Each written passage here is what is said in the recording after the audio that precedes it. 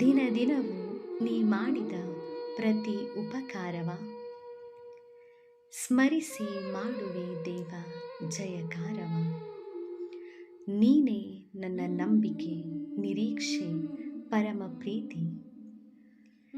ನಿನ್ನಿಂದಲೇ ನಡೆಯುವುದು ಜಗದ ರೀತಿ ನೀತಿ. ನಿನ್ನ ಅರಸಿ ಬಂದ ಮನುಜರ ನಿನ್ನ ಅರಸಿ ಬಂದ ಮನುಜರ ಜೀವನವ ಮಾಡುವೆ ಅಜರಾಮರ ಅಜರಾಮರ.